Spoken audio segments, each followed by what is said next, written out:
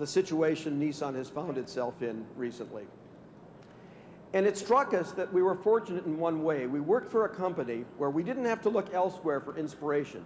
We could look to what Nissan Datsun had been, its incredible racing heritage, the fine products it made. And we knew that if we dipped into what this company was in the right way, we could stimulate this and get it back on the right track.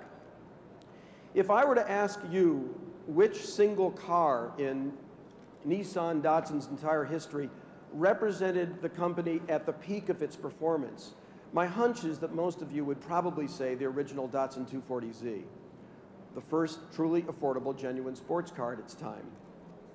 Something about the youthful optimism, the pioneering spirit, and the enthusiasm moved us to want to get engaged with that car again. There's been much talk this week that I've heard around the show about the retro trend. And in fact, it struck me that really the automobile world is rather late in joining the, quotes, retro trend.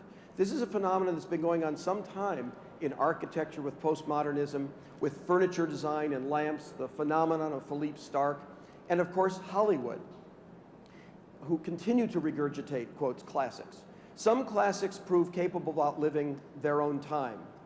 And maybe the Volkswagen Beetle is a dazzling example of a car that has transcended the context of.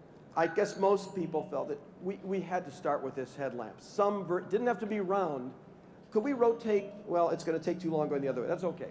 It's not a pure round headlamp, but the idea was to do that classic scalloped out headlamp that was so characteristic of the original Datsun 240. Second aspect that if we deviated from, we lost is while most sports cars today are cab forward, unibody,